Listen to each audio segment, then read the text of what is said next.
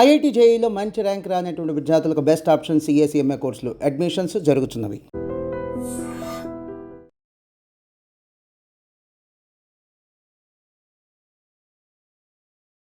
నల్గొండ జిల్లాలో ఇప్పుడు చిట్టీల వ్యాపారం పేరిట మరోసారి భారీ మోసం బయటపడింది. 15 ఏళ్లుగా చిట్టీల వ్యాపారం చేస్తున్నాడు కాబట్టి ఎక్కడ కూడా డౌట్ రాలేదు.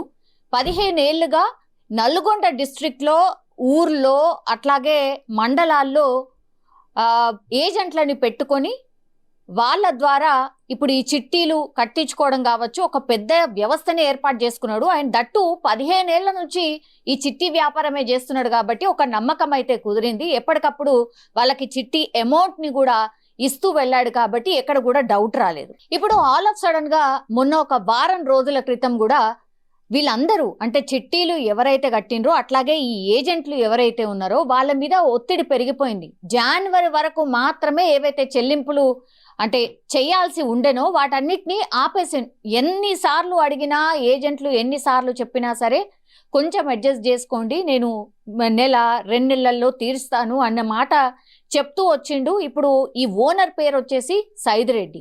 సో పూర్తిగా అందరినీ నమ్మించిండు. నల్గొండలో కూడా ఈయన ఆర్కే ఎంటర్ప్రైజెస్ అంటూ ఒక వ్యవస్థనే ఏర్పాటు చేసుకొని 15 ఏళ్ల నుంచి ఉంది కాబట్టి ఒక నమ్మకం కుదిరిపోయింది. నమ్మకంగా ఉండడానికని ఇన్నేళ్లు వెయిట్ చేసినట్టు లెక్క. ఇప్పుడు ఈ సైదిరెడ్డి అనే వ్యక్తి గత వారం 10 రోజుల నుంచి కనిపించకుండా వెళ్ళిపోయిండు. సో పూర్తిగా లెక్క గడితే ఈ ఏజెంట్లు కావచ్చు, లేకపోతే ఈయన దగ్గర చిట్టీల వ్యాపారం ఎవరెవరి దగ్గరనైతే ఈ చిట్టీల వ్యాపారం జరిగిందో వాళ్ళ లిస్ట్ అంతా చూస్తే మాత్రం లెక్క గడితే 2000 మంది దాకా ఆయన దగ్గర చిట్టి కట్టిండ్రు. కానీ ఆ అమౌంట్ మాత్రం ఇస్తా అని ఇంకా ఇవ్వలేదు. ఆ లెక్క మొత్తం ఎంత అయ్యా అంటే 3 కోట్ల రూపాయలు. 3 కోట్ల రూపాయలు ఇప్పుడు నల్గొండ డిస్ట్రిక్ట్ లో ఈ ఏజెంట్లను పెట్టుకొని ఏదైతే వ్యవస్థ నడిపిండో పాపం ఆ ఏజెంట్లని ఇప్పుడు ఎవరైతే చిట్టీలు ఏజెంట్ల దగ్గరనే, అంటే ఏజెంట్ మాత్రమే తెలుసు, ఆర్కే ఎంటర్ప్రైజెస్ ఓనర్ తోని అసలు ఎలాంటి సంబంధం ఉండదు. ఏజెంట్లని నమ్మి ఆ ఏజెంట్ల దగ్గర డబ్బు కడితే ఇప్పుడు ఆ ఏజెంట్లు కూడా వీళ్లకు డబ్బులు ఇవ్వాల్సిన అవసరం ఉంటుంది. ఇప్పుడు 45 లక్షల రూపాయలు ఒక ఏజెంట్ పేమెంట్ చేసేది ఉంది. ఇప్పుడు లేవు డబ్బులు, ఎందుకంటే పైన ఓనరే జంపు లేడు, వెళ్ళిపోయిండు. సో ఏం చేయాలనో ఇప్పుడు అర్థం కానటువంటి పరిస్థితుల్లో వీళ్ళ మీద ఒత్తిడి పెరిగింది కాబట్టి ఏజెంట్లు కూడా ఏం చేసేది లేక వెళ్ళి పోలీస్ స్టేషన్లో ఫిర్యాదు చేసిండు. అప్పుడు కానీ అసలు ఈ మోసం ఏంది, ఈ చిట్టి వ్యాపారం ఏంది, ఈ ఆర్కే ఎంటర్ప్రైజెస్ అనే వ్యక్తి ఎవరు ఏంటి అనేది పూర్తిగా తవ్వినా కొద్దిగా 15 ఏళ్ల పాటు మంచిగా కస్టమర్లను నమ్మించి వాళ్ళకి చిట్టి డబ్బులు కానీ టైం టు టైం ఇవ్వడం కానీ అవన్నీ కూడా చేసిండు కాబట్టి ఒక నమ్మకం కుదిరింది.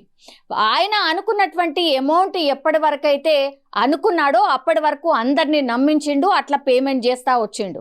కానీ ఇప్పుడు 3 కోట్ల రూపాయలు వచ్చిన తర్వాత ఇంకా పూర్తిగా అందరి అమౌంట్ తీసుకొని జంప్ అయినటువంటి పరిస్థితి. పాపం 1000 రూపాయలు 1500 చిట్టీలు కట్టే వాళ్ళు కొంత సేవ్ చేసుకొని ఏదో ఒకటి కొనుక్కుందామనో లేకపోతే ఏదో దానికి అక్కడికి వస్తుందనో వాళ్ళు సేవ్ చేసుకుంటూ వస్తుంటే తీరా చూస్తే వాళ్ళ కష్టార్జితమైనటువంటి ఆ అమౌంట్ని ఇప్పుడు ఈ ఆర్కే ఎంటర్ప్రైజెస్ ఓనర్ ఎవరైతే ఈ సైదిరెడ్డి ఉన్నాడో ఆయన పూర్తిగా తీసుకొని జంప్ అయినటువంటి పరిస్థితి. వాళ్ళకి ఏడుపు తప్ప ఇంకా ఏమీ మిగల్లేనటువంటి సిచ్యువేషన్ అయితే కనిపిస్తోంది. అటు ఏజెంట్లు ఇబ్బంది పడుతున్నారు, ఇటు చిట్టీల వ్యాపారంతో భారీ మోసం చేసి ఇప్పుడు అందరికీ కన్నీళ్లు మిగిల్చి వాళ్ళ కష్టార్జితం కూడా పూర్తిగా తీసుకొని వెళ్ళిపోయినటువంటి పరిస్థితి. ఇట్లాంటి కోకొల్లలుగా ఈ చిట్టీల వ్యాపారం అనుకోండి, ఇట్లాంటి స్కామ్స్ అయితే పెద్ద ఎత్తున గతంలో కూడా జరిగినాయి, ఇదేం కొత్త ఏం కాదు.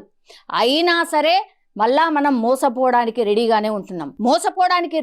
ఉంటున్నాం కాబట్టి ఇట్లాంటి వాళ్ళు ఈ మోసం చేసేటోళ్ళు పుట్టుకొస్తున్నట్టు లెక్క. సో ఎప్పుడైనా సరే ఇట్లాంటి కేసెస్ నమోదైనప్పుడల్లా సరే పోలీసులు ఒకటే చెప్తారు, దయచేసి ఇట్లాంటి చిట్టి వ్యాపారాలు అనుకోండి, లేకపోతే ఒకటి కొంటే ఒకటి ఫ్రీ ఇస్తాం, ఇట్లా చైన్ సిస్టంలో మీరు 10 మందిని చేయండి, ఆ తర్వాత మీకు ఫ్రీ గిఫ్ట్ వస్తుంది అని ఎవరైనా ఇట్లాంటి స్కీమ్స్ తీసుకొస్తే వాటిని నమ్మకండి. నమ్మితే ఇగో ఇట్లాంటి మోసాలే జరుగుతాయి.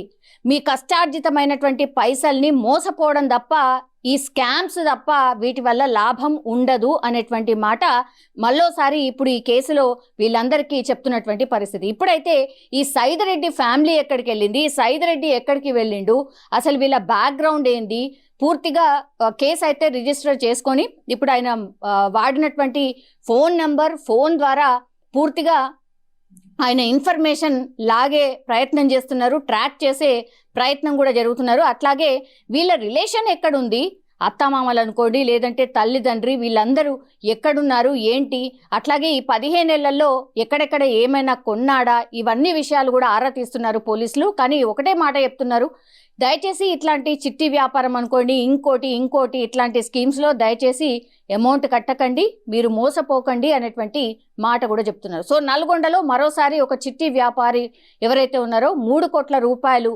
తీసుకొని జంప్ అయినటువంటి పరిస్థితి. ఇప్పుడు ఎవరైతే చిట్టి కట్టారో వాళ్ళు లబోదిబోం అంటున్న సిచ్యువేషన్ అయితే కనిపిస్తోంది. నిజంగా ప్రస్తుతం ఉన్నటువంటి సమాజం దేనికి ప్రయారిటీ ఇస్తుంది? ఆర్థిక సంబంధాల చుట్టూ మాత్రమే తిరుగుతోంది. మళ్ళీ ఎన్నికలంగానే చాలా విరక్తి కలుగుతున్నాం. మంచి అనిపిస్తుంది కదా, లేడీస్ కూడా ఛాలెంజింగ్ జాబ్స్ చేసినప్పుడు చాలా బాగుంటది. ట్రాఫిక్ అసిస్టెంట్స్ గా నియమించిన ట్రాన్స్జెండర్స్ అందరితో సాల్యూట్ చేయించుకుంటున్నారు. ఫుడ్ డెలివరీ ఇవ్వటానికి వెళ్ళినటువంటి డెలివరీ బాయ్ అనిల్ పై కళ్ళ ముందు పెళ్ళండి